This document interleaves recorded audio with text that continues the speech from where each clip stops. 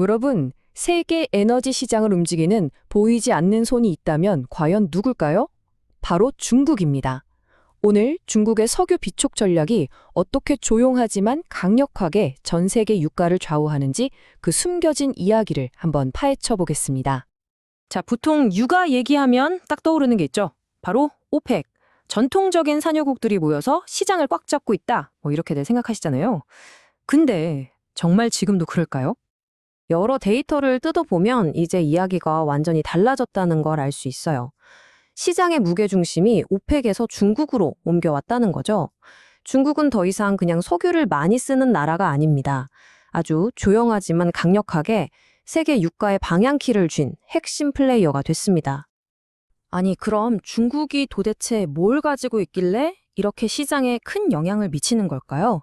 그 비밀의 시작은요, 바로 우리가 상상하는 것 이상으로 어마어마한 비축 규모에 있습니다. 무려 18억 배럴입니다. 이게 어느 정도냐면요, 그냥 숫자로만 들으면 감이 잘 안 오시죠? 이건 말 그대로 중국이 마음만 먹으면 세계 원유 시장을 들었다 놨다 할 수 있는 그런 물리적인 힘의 근원이라고 보시면 됩니다. 이게 얼마나 대단한 거냐면요, 다른 나라랑 비교해보면 바로 답이 나옵니다. 세계 최강 대국인 미국보다도 저장 용량이 무려 30%나 더 많다는 거예요. 그러니까 규모 면에서는 이미 따라올 자가 없는 압도적인 세계 1위가 된 거죠. 자, 그리고 96일. 이 숫자는 더 중요해요. 이게 무슨 뜻이냐면 만약에 무슨 일이 생겨서 중국의 해외에서 석유를 한 방울도 못 들여온다고 해도 무려 석 달 넘게 96일 동안은 끄떡없이 버틸 수 있다는 얘기입니다. 국제에너지기구가 권고하는 기준이 90일인데 이걸 가뿐히 넘어서는 거죠.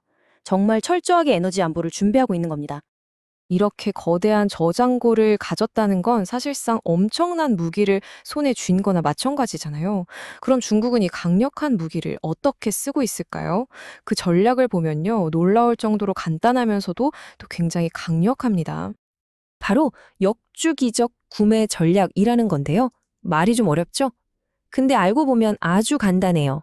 한마디로 쌀 때 왕창 사두고 비쌀 땐 구매를 줄이는 전략이에요. 우리가 주식 투자할 때 하는 바로 그거죠.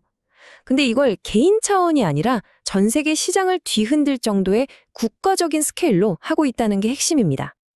이 그림을 보시면 딱 이해가 되실 거예요. 유가가 막 떨어지잖아요? 그럼 이때다 싶어서 비어있는 비축유 탱크를 채우려고 수입을 확 늘리는 거죠. 반대로 유가가 막 치솟아서 너무 비싸지면 그때는 지금은 살 때가 아니다 하면서 구매를 확 줄여버립니다. 그러니까 유가가 너무 오를 땐 브레이크를 걸어주고 너무 떨어질 땐 바닥을 받쳐주는 지지대 역할을 하면서 시장 전체를 자기들한테 유리한 방향으로 움직이는 거예요. 정말 영리하죠?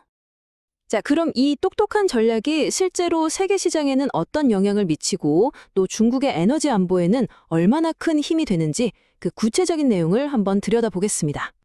여기서 가장 중요한 포인트는요, 이 전략이 단순히 중국 하나만 지키는 데서 끝나지 않는다는 거예요. 전 세계적으로 공급이 너무 많아서 유가가 폭락할 것 같으면 하루에 거의 90만 배럴이나 되는 물량을 중국이 싹 흡수해버립니다. 이러면 유가가 더 떨어지는 걸 막아주겠죠? 동시에 이건 실제 수요가 얼마나 되는지 시장의 진짜 모습을 가리는 효과도 있어요. 이런 힘을 바탕으로 국제적인 분쟁이 터져도 우린 괜찮아 할 수 있는 자율성을 갖고 석유를 파는 나라들과 협상할 때도 훨씬 더 유리한 고지를 점하게 되는 겁니다. 중국의 이 규모가 얼마나 대단한지 우리 주변 나라들이랑 비교해보면 더 확실하게 와닿으실 텐데요. 자, 일본을 보세요. 비축일수 자체는 235일로 굉장히 높아요. 근데 더 중요한 건 절대적인 저장 용량, 즉 그릇의 크기입니다. 중국의 18억 배럴이라는 규모는 이건 차원이 다른 수준이죠. 우리나라의 비축량이 1억 4,600만 배럴 정도 되니까 단순 계산으로도 12배가 넘는 어마어마한 양입니다. 이 정도면 그 격차가 얼마나 압도적인지 실감이 나시죠? 이런 상황들을 종합해 볼 때 과연 앞으로 석유 시장은 어떻게 될까요? 그리고 이건 단순히 에너지 시장만의 문제는 아닐 겁니다. 한 분석 보고서에 나온 이 문장이 모든 걸 딱 요약해 주는 것 같아요. 중국은 글로벌 석유 시장의 주된 중재자가 되었다. 이게 무슨 말이겠어요? 더 이상 중국은 그냥 석유를 많이 쓰는 큰 손님이 아니라 가격이 어떻게 될지, 시장이 안정될지를 결정하는 사실상의 심판, 즉 중재자가 되었다는 뜻입니다. 결국 이 모든 이야기는 우리에게 마지막으로 아주 중요하고도 조금은 무서운 질문 하나를 던집니다.